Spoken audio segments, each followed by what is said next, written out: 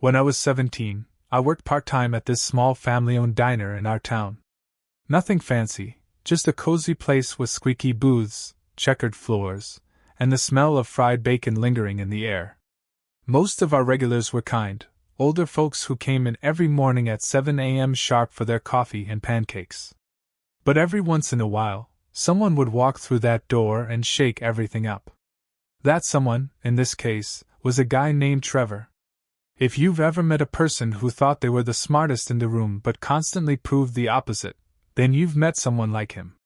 Trevor wasn't just arrogant, he was loud about it. He wore designer sunglasses indoors, drove a leased sports car he couldn't really afford, and made sure everyone knew he worked in investment banking, whatever that meant to him at the time. But none of that was really the problem. The problem was how he treated people, especially those he thought were beneath him. Like us, servers, cooks, the dishwasher named Benny who stuttered when he got nervous. The first time Trevor came into the diner, he strutted in like he owned the place, already on his phone barking orders at someone on the other end. He didn't look at the menu, didn't say hello, and snapped his fingers at me like I was some kind of servant. "Hey you! Get me an omelet! No mushrooms, extra cheese, double toast, rye. And make it quick, I'm on a call." I remember standing there, forcing a smile and writing down the order. I was used to difficult customers, but Trevor had a special way of making your blood boil without ever raising his voice. He wasn't angry, just entitled. And the worst part was he came back. Every day, for 2 straight weeks. Always snapping his fingers. Always talking down to the staff. Always leaving a tip so small it almost felt like an insult. But it wasn't until the Thursday of his 3rd week that everything really began. That morning, the diner was busier than usual. We had a local high school team coming in for breakfast, plus the usual rush. I was running around, taking orders and refilling coffee, when Trevor walked in, later than usual. He was on the phone again, yelling this time, something about stocks and someone screwing him over. He slammed himself into a booth, waved me over without making eye contact, and said, "Same thing as yesterday. But tell the cook not to mess it up this time." He didn't know Benny, our dishwasher, was also the cook that day. Our usual chef had called out sick, and Benny had stepped up. He was a quiet guy, in his late 20s, with a gentle heart and a deep love for cooking. He didn't talk much, mostly kept to himself, but everyone respected him. Except Trevor, of course. I hesitated before telling Benny the order. I didn't want to upset him, but he just nodded, smiled faintly, and got to work. He never said a word about how Trevor treated him. Just kept his head down and did his job. 10 minutes later, I brought the plate out and set it in front of Trevor, who didn't even pause his phone call to look up. He took one bite, grimaced, and slammed his fork down. "What is this garbage?" he snapped, finally looking at me. "Is this some kind of joke?" I flinched. I double-checked the order with Benny. "It's exactly what you asked for." "Well, tell your cook he's an idiot," Trevor barked. Then louder, "Hey! Where is he?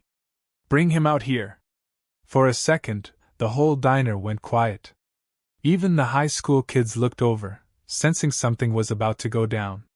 Benny, hearing the commotion, walked out from the back, wiping his hands on a towel. He stood by the kitchen door, looking confused and a little nervous. Trevor laughed mockingly. "Oh, it's you. Of course it's you." Benny didn't reply. He just stood there silent, his eyes steady. "I don't know who thought it was a good idea to let the dishwasher play chef," Trevor said loudly. "But maybe stick to scrubbing plates. Cooking clearly isn't your thing." I saw Benny's jaw tighten just slightly. And then something changed. Benny didn't walk away. He didn't go back to the kitchen. Instead, he took a step forward. One single step. But before he could say anything, someone else stood up from the booth behind Trevor. A man in a gray suit who had been quietly sipping his coffee and minding his business, until now. "Excuse me," the man said calmly. "Is your name Trevor Mitchell?" Trevor turned, confused. Yeah, why? The man reached into his jacket and pulled out a small leather wallet. I'm with the Securities and Exchange Commission. We've been trying to reach you. And just like that, the entire diner went still. Trevor's face drained of color, his cocky smirk vanishing in an instant. What happened next? Well, let's just say karma didn't knock.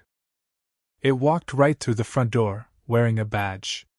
Trevor sat there frozen, his fork halfway to his mouth, while the rest of the diner watched in stunned silence. The man from the SEC didn't raise his voice or make a scene, he simply stood tall, calm, confident. You've been ignoring our letters, phone calls, and emails, he said, pulling a folded document from his pocket. I'm afraid we're going to need to talk. Immediately. For the first time since I met Trevor, he looked small.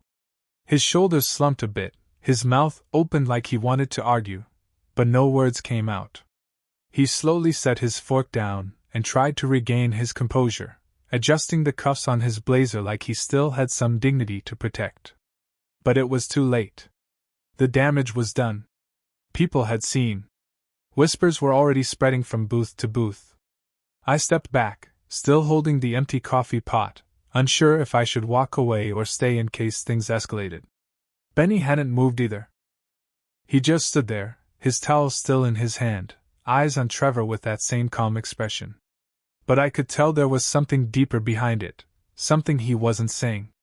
And I had a feeling Benny knew more than he let on. The man from the SEC gestured toward the door.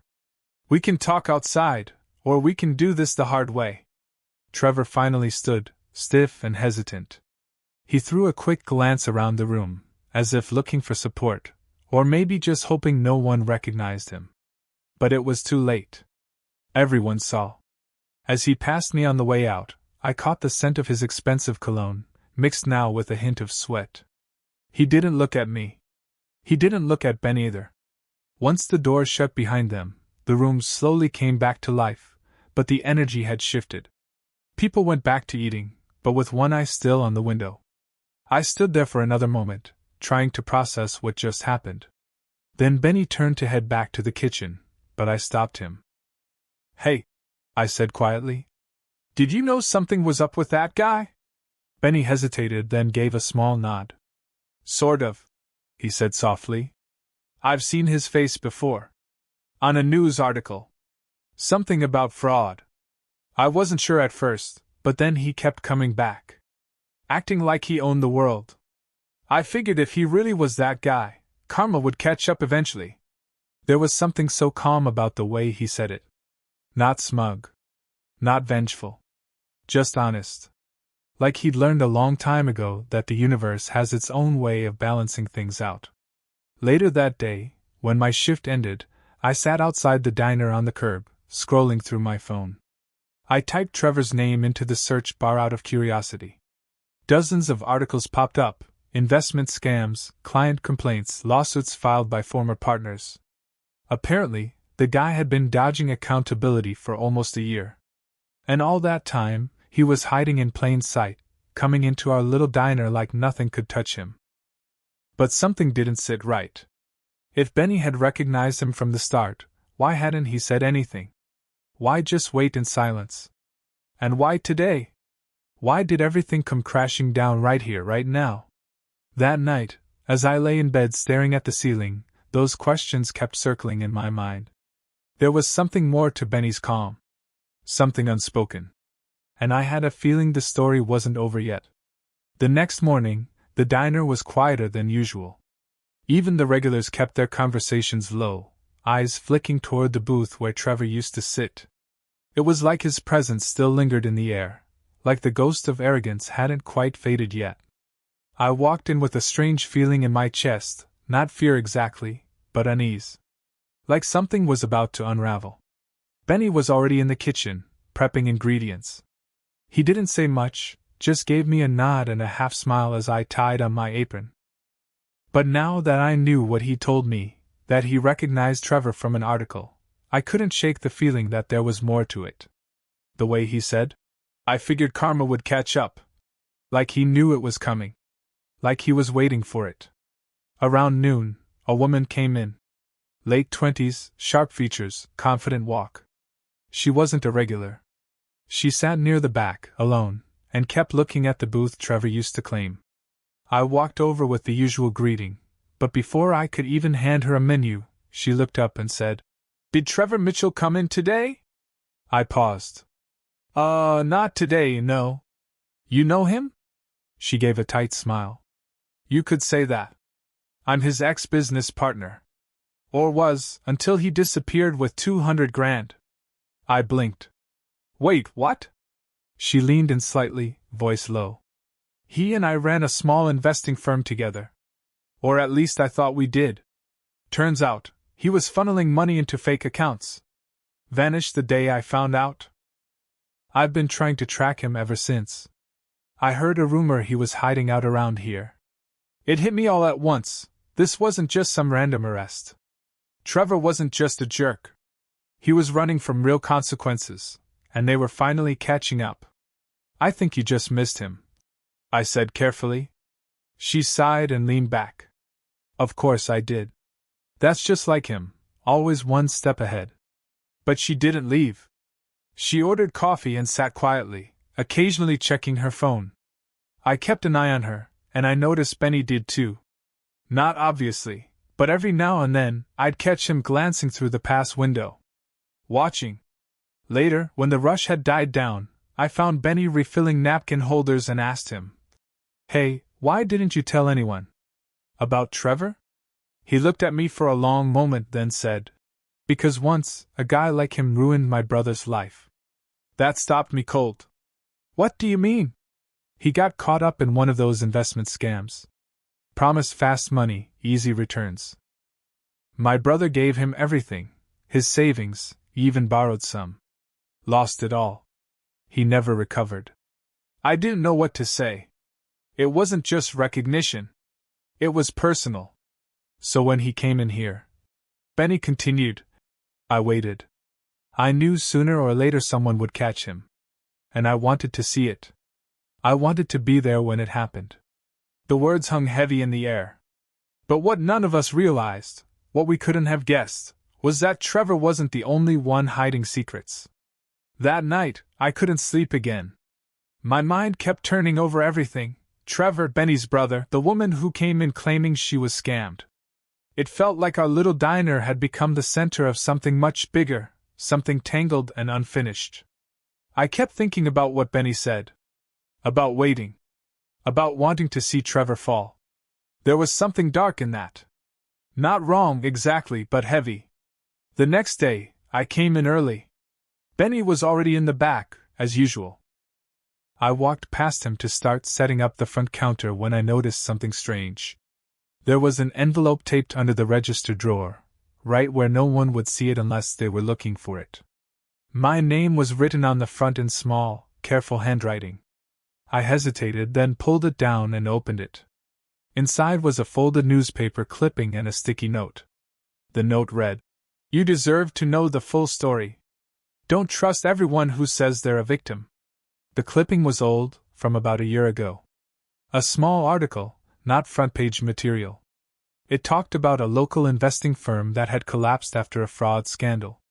The article mentioned both Trevor Mitchell and a woman named Danielle Reyes, the same woman who came in asking for him. But what caught my eye was a single sentence near the end. "Authorities suspect the fraud may have been a coordinated effort between the two managing partners, though only Mitchell has been officially named in the ongoing investigation." I stood there, gripping the paper, feeling the edges dig into my fingers. My pulse was suddenly loud in my ears. Danielle hadn't mentioned she was being investigated too. She'd come in playing the victim, calm and confident. She knew where to find Trevor. She was asking questions, but maybe not just for justice, maybe to tie up loose ends. I looked up and saw Benny watching me from the kitchen doorway. He didn't say anything, just nodded once like he knew I'd found it. That afternoon, Danielle came back. This time, she didn't sit in the back. She took a stool at the counter and smiled at me like we were friends. "Any news about Trevor?" I shook my head, my voice careful. "No updates." She sipped her coffee and pulled out her phone. "I'm staying nearby. she said casually. If you hear anything, I'd really appreciate a heads up. I nodded again, but inside, everything felt different.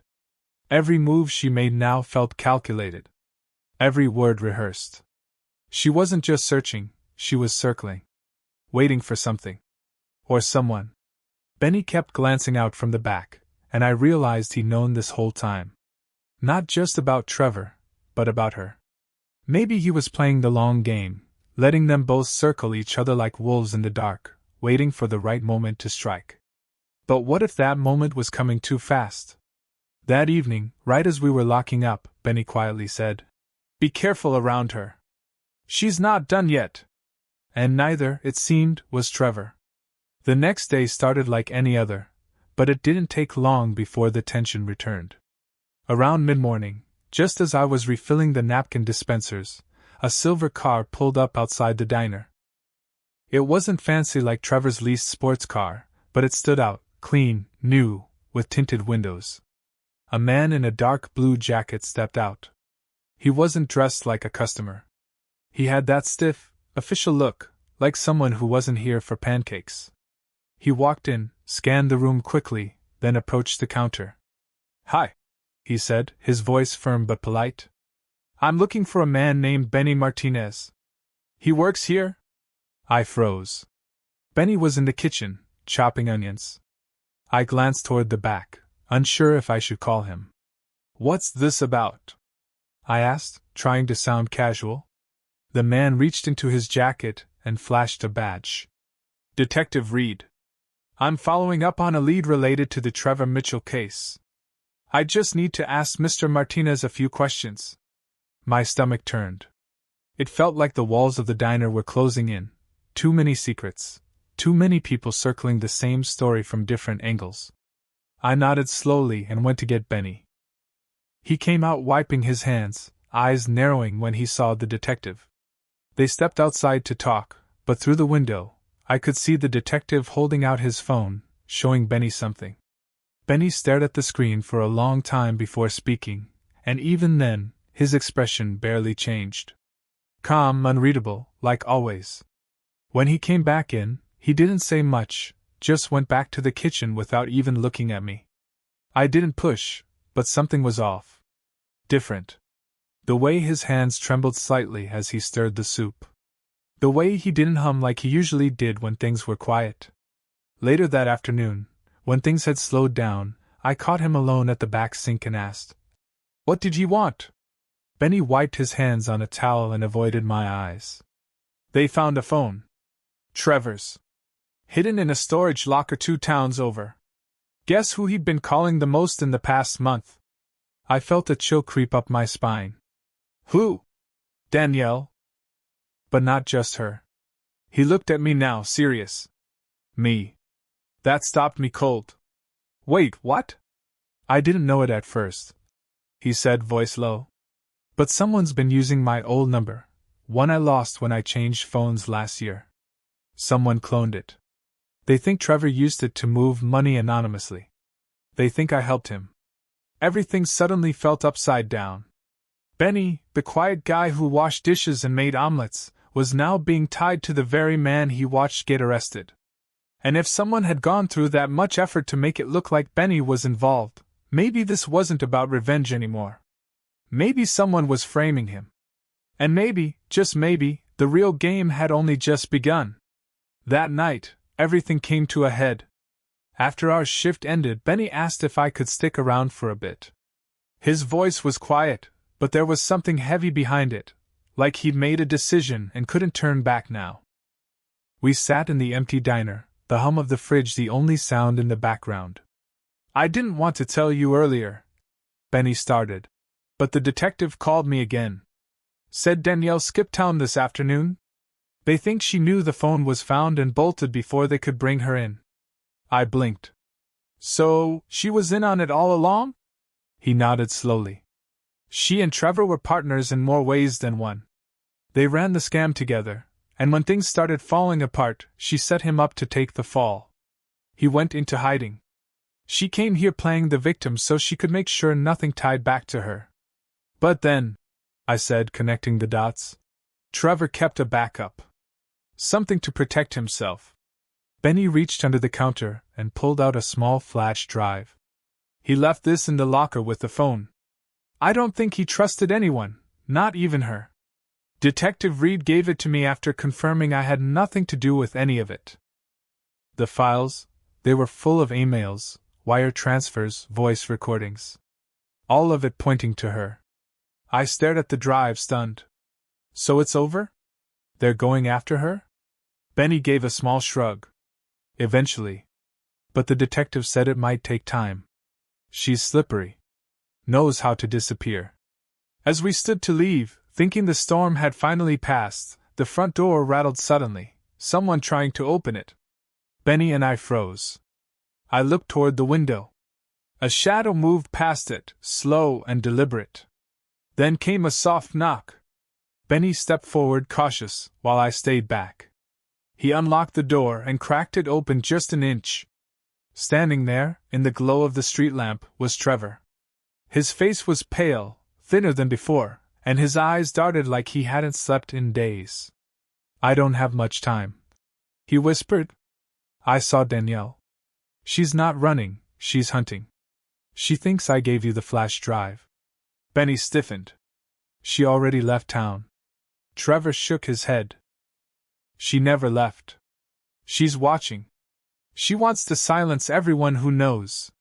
That drive, it's the only proof I have left. And she'll come back for it. He took a shaky breath, then handed Benny a folded piece of paper. Give this to Detective Reed. Tell him I'm ready to testify. But you need to move fast. She's more dangerous than you think. And with that, Trevor disappeared into the night, fading down the sidewalk like a ghost. We stood in the doorway, stunned, the flash drive suddenly feeling heavier in Benny's hand. We thought justice had been served. But it turns out, karma wasn't done yet. The next morning came heavy with tension. Benny handed over the flash drive and the note Trevor gave him to Detective Reed as soon as the diner opened. The detective barely said a word, just nodded, slipped them into an evidence bag, and walked out with a promise. We'll move fast. But that didn't ease the nerves crawling under my skin. Knowing Danielle hadn't left town, that she might be watching us, made every shadow outside feel like it was watching back. Benny tried to act normal, like everything was fine now. He made jokes with the regulars, flipped pancakes, kept his cool. But I could see it in his eyes. He was waiting. For something. Maybe for Danielle to make her move. Maybe for Trevor to vanish for good. Maybe for everything to fall apart again. It didn't take long. That afternoon, while I was restocking the counter, a delivery guy came in, one we didn't recognize. Said he had a package for Benny. No return label. Just Benny's name, written in shaky handwriting across a plain box. We both stared at it for a moment before Benny carefully opened it on the prep counter. Inside was a single photograph. A picture of Benny, me, and Trevor, taken from across the street the night Trevor showed up at the door. It was grainy but clear. Proof someone had been watching us. Proof Danielle had never left. There was no note. No threat. Just the photo. Benny didn't say a word. He just stared at it, jaw clenched. But I could feel something shifting in him, like he was done waiting, done being scared. He grabbed his phone and called Detective Reed. She's still here, he said. She's playing with us now. That night, the diner stayed open a little later than usual. Benny insisted. He said he had a feeling. Around 9, just as I was wiping down the last table, the bell over the door rang, and in walked Danielle. She looked different. No more heels, no more polished look. Hoodie, jeans, hair pulled back. But her eyes still sharp. Still calculating. She smiled like she was greeting old friends. He gave it to you, didn't he? Benny didn't flinch. You should leave while you still can. Danielle stepped closer, lowering her voice. You think handing over that drive will save you? That detective won't protect you. You're just some cook. And he's just some idiot who trusted the wrong woman. Then, behind her, came the sound of quiet footsteps. Detective Reed stepped through the kitchen door, gun drawn but lowered. That's enough, Danielle. She spun around, shocked, but didn't run. She just smirked. Took you long enough. He stepped forward and cuffed her calmly. You're under arrest for conspiracy to commit fraud, witness intimidation, and obstruction of justice. As he led her out, Danielle turned back to us with a twisted smile. You think it's over? He's still lying to you. Ask him who really tipped off the cops the first time. I looked at Benny. But he wouldn't meet my eyes. After Danielle was taken away, the diner felt eerily quiet, like the walls were finally breathing again after holding their breath too long. But her last words kept replaying in my head. Ask him who really tipped off the cops the first time. I didn't want to believe there was anything more to the story, but the way Benny avoided my eyes said everything. We locked up without talking. Benny washed up in the back, hands moving slow, like his thoughts were stuck somewhere far away. I waited a few minutes, then walked over and asked, Was it you? He stopped, towel in hand. Yeah, he said softly. It was. I didn't say anything. I just waited. He let out a long sigh. When I found out Trevor was hiding money through my name, I panicked. But then I thought, maybe I could fix it. Maybe if I turned him in, the cops would clear me. So I left an anonymous tip months ago. Told them where he might be. That's how they found him that first time. So you've known more than you let on, I said quietly. I didn't know Danielle was involved until she walked through that door, he said. And by then, it was too late. I didn't want you caught in it. You didn't deserve that. I looked at him for a long moment. The whole thing felt like a long, messy knot finally being untangled. There were still frayed edges, things that didn't make perfect sense, but at least the worst of it was over. Danielle was in custody. Trevor had agreed to testify. And Benny had told the truth. In the days that followed, things slowly went back to normal. The diner got busier again, partly because people had heard the rumors and wanted to see the place where it all happened. It was strange serving coffee while overhearing people whisper about Trevor and Danielle, like it was just another small-town story. But we let them talk. We kept our heads down and did our jobs. Detective Reed came by a week later to let us know Trevor had entered protective custody. He was going to testify against Danielle in exchange for a reduced sentence. He won't be coming back, Reed said. But thanks to the flash drive, she's not getting out anytime soon. Benny nodded, but I could tell there was a weight on him that wasn't going away anytime soon. A few nights later, as we were closing up, I turned to him and said, So, do you feel like she got what she deserved? Benny thought about it for a second, then gave a tired smile. Yeah. But it wasn't about revenge. It was about truth finally catching up. And maybe that's the thing about justice. It doesn't always come fast or clean. Sometimes it takes time. Sometimes it needs a push. But eventually, people do get exactly what they deserve. We turned off the lights and stepped outside, the night air cool and quiet. And for the first time in a long while, it felt like peace.